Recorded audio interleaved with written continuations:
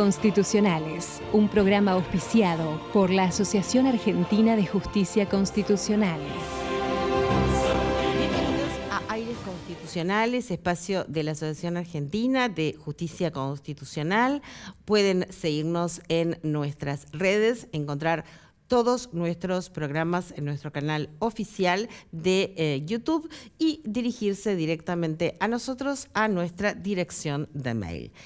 En el marco de una causa en la que el imputado por el delito de comercialización de estupefacientes dedujo un recurso de inconstitucionalidad contra la sentencia de la Cámara en lo criminal de la primera nominación de la ciudad de Córdoba, que lo condenó a la pena de 4 años de prisión conforme el artículo 5, inciso C, de la ley 23.737. El Tribunal Superior de Justicia de la provincia de Córdoba, por mayoría, hizo lugar al recurso declarando la inconstitucionalidad de la escala penal prevista en la citada norma de 4 a 15 años de reclusión o prisión, estableciendo la aplicable al caso sería de 3 a 10 años de reclusión o prisión y redujo a 3 años la pena impuesta. Contra esta decisión, el fiscal general de la provincia interpuso un recurso extraordinario que fue concedido. Intervino la Corte por considerar correctamente concedido el recurso.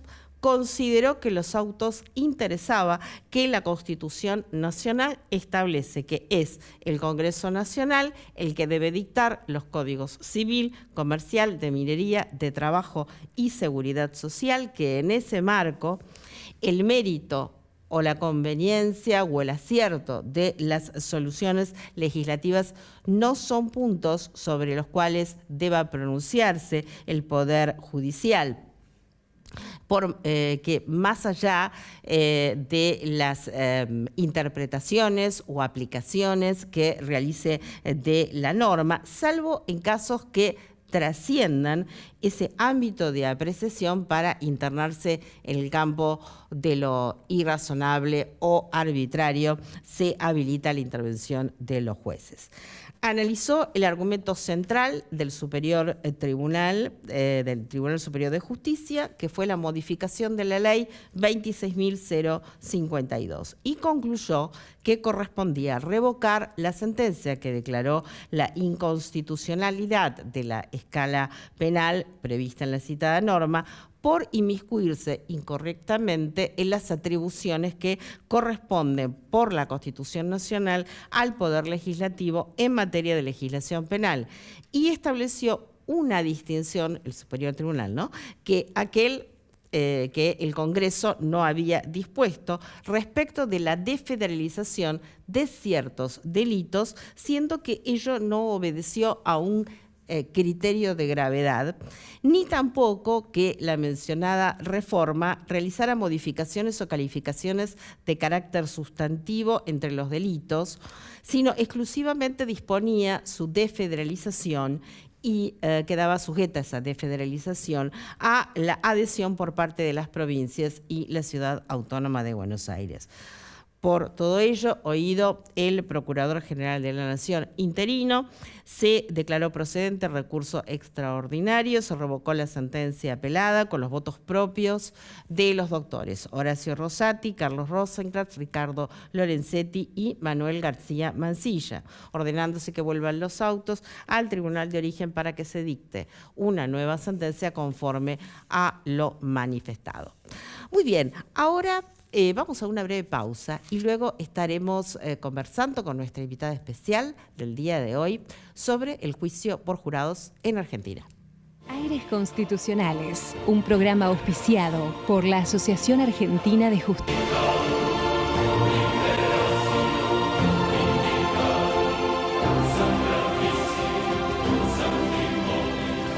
Bien, y aquí seguimos en aires constitucionales con la participación especial de la doctora Mariana Catalano, que es presidenta de la Cámara Federal de Apelaciones de Salta, es especialista en Derecho Ambiental y Economía, Derecho y Economía Ambiental por la USAL, doctora en Derecho por UBA, tiene escritas destacadas obras jurídicas y más de 100 artículos referidos al sistema acusatorio, el derecho constitucional, el derecho ambiental. Es docente de posgrado en todo el país, conferencista nacional e internacional y, bueno, todos queremos tenerla en nuestros paneles de disertación. Bienvenida, doctora Mariana Catalano. Gracias, Claudia, ¿cómo estás? Bueno, agregamos que es vicepresidenta de nuestra asociación y además de ello también quiero aclarar con referencia al fallo que es el fallo Loyola. Muy bien. Ahora sí, hecha esta aclaración, doctora, bueno, hay un interesante artículo que usted ha publicado en infobae.com respecto a ya el título es muy interesante, que es el retroceso de la víctima en el juicio por jurados. Pero antes de adentrarnos en este tema, y dado que, bueno, su especialización, quisiera ir sobre ciertas preguntas puntuales para nuestra audiencia, para ir aclarando las cuestiones introductorias. En primer lugar, ¿desde cuándo se contempla la Constitución Nacional el juicio por jurados, en qué consiste, sus características esenciales y en cuántas provincias argentinas hoy está vigente? Bueno, mira, el juicio por jurado es una de las instituciones o procedimientos más postergados en nuestro país, porque está desde la Constitución de 1853. Ya en la Constitución histórica 1853-1860 tenemos no una ni dos, sino 3 cláusulas que establecen el juicio por jurado. El artículo 24, el artículo en su momento era el 6711, hoy es 7512 de las facultades del Congreso, y luego el 118 que habla que las causas por crímenes comunes van a ser resueltas por un jurado popular. Entonces, desde el vamos, que ya estábamos con una deuda histórica en la materia y esto ha empezado a tener una respuesta desde el derecho público provincial, desde los códigos procesales de las provincias. Todavía a nivel federal no lo tenemos. Y en las provincias al día de hoy son 13. Esta mañana contabilizaba y bueno, la primera que comenzó fue Córdoba, que tiene un jurado que no es clásico, sino es cabino, donde intervienen jueces letrados. Es el único caso en el país, pero viste, la República de Córdoba es como muy autónoma, muy orgullosa de sus instituciones y funciona bien allí, así que no lo van a cambiar, no creo. Luego tenemos Chaco, tenemos Chubut, tenemos Ciudad Autónoma de Buenos Aires, tenemos Catamarca, Entre Ríos, provincia de Buenos Aires, Mendoza, Neuquén, Chubut. De hecho, hay uno de los fallos más notables de la Corte donde le da carta de ciudadanía a la autonomía de las provincias para el juicio por jurado, que es el fallo Canales, que se refiere al juicio por jurado de Chubut. Chubut, Neuquén ya tiene mucha tradición en la materia. San Juan, fíjate, Santa Fe fue dos últimas del año pasado, Santa Fe y Salta, que prácticamente han copiado sus modelos porque en distintos puntos las provincias se van superando en algunas regulaciones y bueno, y eso se advierte, ¿no? Se advierte, uno puede percibir la época que son las regulaciones por algunas respuestas en puntos que seguramente después trataremos. Pero a partir de 2004 es que inicia este movimiento provincial y que, como les digo, ya el año pasado, a fines de año, Salta fue la última en sumarse, la última de 13 provincias argentinas. Si tuviéramos que trazar así brevemente un mapa mental de lo que es un juicio por jurados, rápidamente. Mira, el juicio por jurado lo que hace es expropiarle al juez la facultad de decidir. El que decide es el jurado y el jurado está formado por gente del pueblo, gente, digamos, ciudadanos comunes que son sorteados del padrón electoral, o sea, sumamente aleatorio. Y ellos prestan juramento para el caso que van a decidir y fíjate esto, lo deciden, lo que ellos emiten es un voto de culpabilidad o no culpabilidad, un veredicto sin fundamentarlo, es decir, rompe el esquema total de la justicia a la cual estamos acostumbrados por un juez profesional y un juez profesional que motiva su sentencia porque se entiende que la motivación implica, digamos, un ejercicio del derecho, o sea, permite el ejercicio del derecho de las partes y sobre todo el derecho de defensa de impugnar o cuestionar ese fallo y por una cuestión de transparencia en la función pública. Esta obligación que tiene el magistrado de motivar su sentencia tiene que ver con que somos funcionarios públicos y damos cuenta de nuestros actos. Calidad de funcionario público que en parte no la tiene el jurado. El jurado presta juramento, pero en rigor va a emitir su veredicto en calidad de soberano, en calidad de miembro del pueblo. Por eso se entiende que el juicio por jurado refuerza la imparcialidad y puede contribuir a mejorar la confianza de la ciudadanía en la justicia, que lamentablemente siempre se conoce por aquellos juzgados que andan mal o aquellas causas que no se resuelven y no por la enorme cantidad de jueces y juezas que a lo largo de todo el país cumplen bien sus funciones, ¿no? Si tuviéramos que dividir los roles, ¿no? Por un lado, bueno, tenemos el jurado, por el otro lado tenemos al fiscal, por el otro lado tenemos a la víctima, ¿verdad? Y comparativamente con Estados Unidos, el modelo que ha adoptado la Argentina, ¿en qué se diferencian estos roles, no? Bien, es buena tu pregunta. Voy a completar un poquito los roles. Sí, cómo no. Así después te respondo con precisión. Bien. Mira, vos en el juicio por jurado tenés, por un lado, el imputado, por supuesto, con su defensa. Por otro lado, tenés la fiscalía, que es el acusador. Por otro lado, tenés al jurado popular y el juez. Como es un sistema netamente adversarial, con la prueba, es decir, con cada testigo que va y cuenta su versión del caso, sea un perito, sea un testigo que vio el momento del hecho, lo que fuera, los únicos que interactúan son el fiscal y la defensa, el abogado defensor. El juez no puede preguntar, el jurado no puede preguntar.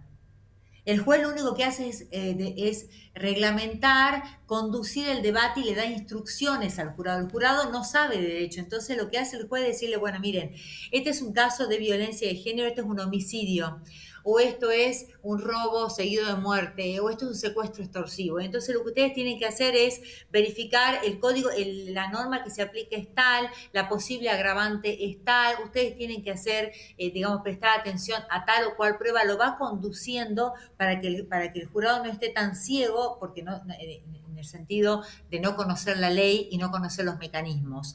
Esas instrucciones es lo único que le va a servir si el imputado por un secuestro extorsivo termina condenado, y yo les acabo de decir que el jurado no motiva su sentencia, entonces ¿cómo va a poder apelar? O sea, en este sentido habría una afectación al ejercicio del derecho de defensa, porque yo no sé los motivos por los cuales me condenaron. ¿Qué es lo que va a hacer, y qué es lo que va a servir para poder hacer esa hilación lógica y darle un derecho de doble conforme que se llama al imputado? Las instrucciones del juez profesional. Entonces ellos a través de esas instrucciones pueden trazar el silogismo y decir, asociaron esto, prestaban atención en esto otro, entonces por eso es que me condenaron, porque es realmente muy, rompe el tablero de lo que venimos acostumbrados, es muy fuerte que a una persona la condenen y no pueda saber el motivo por el cual la condenaron, porque el veredicto es por sí o por no, por culpable o no culpable, eso lo dejemos bien establecido. Por otro lado, la víctima, en el caso de un secuestro extorsivo, vos tenés dos víctimas. La víctima directa, que es aquel a quien le piden el pago, ¿sí? Porque es un derecho, es un caso pluriofensivo. La víctima directa es a la que le piden la plata. Y la indirecta, bueno, de acuerdo a los distintos enfoques, vendría a ser el privado de libertad. Porque privan de libertad a una persona para pedirle rescate, por eso es extorsivo, porque en definitiva quiero la plata, no quiero el fin primordial del delincuente en un secuestro extorsivo no es lesionar al secuestrado, sino cobrar el rescate. Muy bien. En este caso, el secuestro extorsivo siempre es más fácil con ejemplos. Cualquiera de las dos víctimas, en el derecho argentino hay una ley de víctimas que le permite, y el Código Procesal también Penal Federal, el nuevo, les permite querellarse, es decir, les permite ser acusadores privados.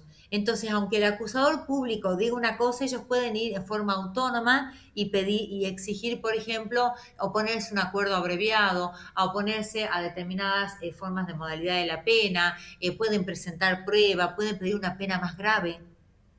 Se les reconoce todo, tenemos todo un derecho y una tradición y avances y progresos en el derecho procesal continental y en el nuestro, en el argentino, de permitirle una autonomía a esa querella. Esto no existe en el derecho norteamericano. De hecho, el derecho norteamericano es mucho más tradicional y la querella no tiene tanto vuelo, tanta autonomía de ninguna manera. Están formateados con otra estructura y ellos son muy tradicionalistas. Y también siempre lo marco en el juicio por jurado, que nosotros estamos fascinados con el modelo y me parece muy bien, me parece que tiene muchas ventajas y me parece que puede generar una oxigenación a este sistema de justicia que tan mala prensa tiene, y les agradezco este tipo de espacios desde el Vamos. Ellos mismos son muy críticos del juicio por jurado y lo utilizan en muy pocos casos. Entre el 4 y el 5% de la litigación norteamericana es juicio por jurado. ¿Ellos qué hacen? Abrevian. Ellos tienen un sistema muy fuerte donde las escalas penales, justamente el caso Loyola que marcaste de las escalas penales, bueno, nosotros tenemos escalas muy reales, reducidas, por ejemplo, el transporte de estupefacientes, que fue el caso Loyola, era desde 4 a 15. Ellos tienen de 25 a 100, es decir, tienen escalas exorbitantes. Entonces, ¿qué pasa? El fiscal, cuando tiene una prueba de la investigación preliminar es fuerte y tiene un cuadro de prueba, un cuadro de evidencia consistente, le dice a la defensa, bueno, yo te voy a pedir 80 años. O abreviamos, y la defensa abrevian. Entonces, el 95% de los casos en Estados Unidos van abreviado, el 5% van a juicio por jurado, y aún así ellos son críticos del juicio por jurado. Esto para poner un poco en contexto, ¿no? Porque a mí un poco la crítica, que no sé, digamos, tengo 2 puntos en los cuales me hace ruido el juicio por jurado nada más, pero esta crítica tiene que ver con el hecho de no sabernos valorar también a nosotros, ya que estamos tanto en esto de la reivindicación de nuestros valores patrióticos y de nuestros progresos, valoremos nuestros progresos en derecho procesal, y en derecho procesal hemos progresado mucho con la ley de víctimas. Hay una ley de víctimas y la Corte ya viene fallando a favor de la autonomía de las víctimas desde Santillán, desde 1998, ¿sí? Uh-huh. Y ahora con el tema de la impugnación, que es más o menos a lo que marcabas en el artículo, yo lo que cuestiono, lo que me parece que la víctima retrocede porque no puede impugnar el veredicto de absolución. A ver, acá me voy a extender un poquito más, vos interrumpime si que no soy clara.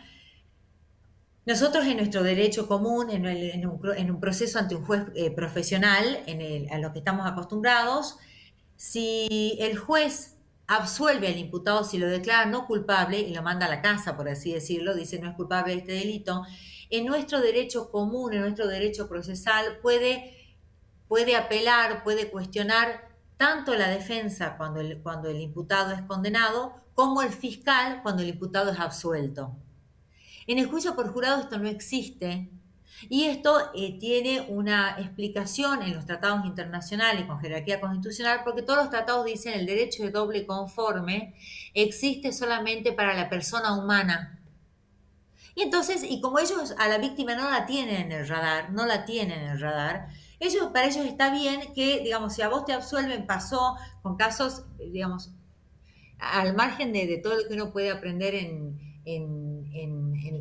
los textos y aprender en conferencias, también está la cultura de otras fuentes de información. Y otra fuente de información también son las historias vivenciales. Y una de las historias vivenciales, bueno, hay cantidad de documentales y demás del caso de O.J. Simpson, por ejemplo, donde había una enorme cantidad de prueba en contra de este famoso deportista norteamericano, y no obstante el jurado, por una cuestión, habría que ver los documentales y la serie, lo termina absolviendo, y la víctima, digamos, los parientes de las 2 víctimas fallecidas se quedan realmente con una sensación de falta de respuesta de la justicia y no pueden apelar. Es decir, vos fijate que es el peor de los mundos, sí, porque a la víctima, volvemos al secuestro extorsivo, tenés la víctima directa, el secuestrado, y tenés a la víctima indirecta, que es el que tuvo que pagar, bueno, o a la inversa, 2 víctimas. y entonces un juicio por jurado de alguna manera te lo absuelve, vos no conocés los motivos y no podés impugnar. Y tenés la persona que pagó y la persona que estuvo secuestrada. Mirá, esa persona que estuvo secuestrada, hubo una cuestión de tensión al momento de hacer el pago del rescate y lo terminan matando. Sí, Y el sí. jurado popular te lo absuelve, vos no podés impugnar. El fiscal no puede impugnar, porque está dicho en el derecho norteamericano y en las convenciones que el fiscal es organismo público, no es persona. Pero señores, la víctima sí es persona y es de carne y hueso. Y es muy injusto que no se le permite impugnar. Entonces a la víctima no le conviene juicio por jurado. Claro. Y nosotros la estamos invisibilizando cuando digamos, generó mucha lucha en materia procesal el hecho de que vos lo puedas visibilizar. Y en este sentido hay un retroceso, porque los norteamericanos nunca vieron a la víctima, porque ellos son muy tradicionales. Bueno, nosotros no. Nosotros somos otro país, que yo estoy orgullosa de nuestras instituciones y nuestro desarrollo, y no estamos viendo este punto. Y a mí me parece que es una oportunidad histórica ahora cuando se legisle la ley federal, preverlo a esto, prever que la víctima en caso de arbitrariedad manifiesta, donde vos no puedas comprender el motivo de la absolución del jurado, puede impugnar. Doctora, le pregunto como jueza, como jurista, digamos, está bueno establecer entonces el punto que habría una contradicción, ¿no es cierto?, en los tratados internacionales respecto a esta cuestión de la invisibilización de la víctima con la ley de víctimas del delito, que aquí tengo, es la 27372, ¿verdad? Sí, señora, sí, señora. Mira, a ver, yo te explico. A ver si podemos en este punto, porque es muy interesante. Que lo clarifiquemos, sí. Que lo clarifiquemos. Muy buena tu pregunta. Mira, porque de pronto esto para nosotros puede quedar claro, pero para otras personas puede ser chino, y esto llega a la vida de las personas. Entonces, claro. Total. Sí, sí. Mira, el derecho al doble conforme, que es el derecho a que un juez te revise un fallo de un tribunal inferior o incluso revisión horizontal de otro tribunal, en principio está consagrado en el Pacto de San José de Costa Rica, en el artículo 8.2 y en el Pacto Internacional de Derechos Civiles y Políticos 14.2, está consagrado en principio para el condenado en una sentencia penal, para que vos condenado puedas pedir la revisión de tu condena. Pues bien, no dice nada y en la jurisprudencia, en Herrera Ulloa, la Corte Interamericana, que es el principal intérprete de las convenciones interamericanas, todo es a nivel convencional, dicen, bueno, lo que quisieron hacer los tratados es proteger a la persona. El derecho al doble conforme lo tiene la persona y no el organismo público que es el fiscal. Entonces, vos tenés las normas que hablan del condenado, la jurisprudencia de la Corte Interamericana que dicen, bueno, el doble conforme se garantiza respecto de toda persona, no del fiscal, que es el persecutor público. Y ahí entra por la ventana la opción de la ley de víctimas y la opción de los derechos nacionales de garantizar, de avanzar un poquito más sobre ese piso en la medida en que respeten que no es el fiscal. Y el acusador privado no es el fiscal, la víctima no es el fiscal. Por eso esta ley que bien mencionaste, la 27372, en el artículo 82 menciona el derecho de la víctima de recurrir, porque si no, es todo exclamativo y es un derecho simbólico. A la víctima le damos derecho a que vaya y llore y haga catarsis en el proceso. No sirve, no alcanza. Claro. La víctima tiene derecho a saber y tiene derecho en casos en que hay absoluciones que verdaderamente son injustas. Mirá, si los jueces nos equivocamos, ¿cómo el pueblo no se va a equivocar? O sea, ¿por qué el hecho de que tenga el pueblo una representación proveniente de la soberanía popular lo convierte en infalible? Yo no creo eso. Yo creo que el pueblo sí tiene una recarga, una mayor dosis de imparcialidad, porque jura para ese caso y de legitimidad y la gente toma bien las decisiones que adopta el jurado popular, pero el jurado popular se puede equivocar. Y otro de los puntos muy relacionados con esto, donde a mí me parece que también ya tenemos que cerrar, doctora. Sí se avanza. Le pido que concluya porque ya tenemos que cerrar, nos quedan segundos. Bueno, nada, es el tema de la unanimidad. porque la unanimidad, exigirle al jurado popular unanimidad en la votación, muchas veces da lugar a que haya uno o dos que no se quieren convencer y por presiones internas terminan cediendo. Las provincias han adoptado distintos modelos y esto va en ese sentido, ¿no? Bien, doctora, brillante, brillante, totalmente de acuerdo con su exposición y bueno, agradecerle una vez más estar en este espacio, prestigiarlo y bueno, seguiremos compartiendo sus opiniones tan criteriosas y tan destacadas, ¿no?, para la doctrina jurídica. Bueno, muchas gracias a vos, a toda la producción, Claudia, y bueno, esto queda a disposición para mayores precisiones o explicaciones de lo que haga falta. Cómo no, muchísimas gracias, doctora. Bueno, nosotros nos volvemos a encontrar en nuestro próximo programa, como siempre, aquí en Metro.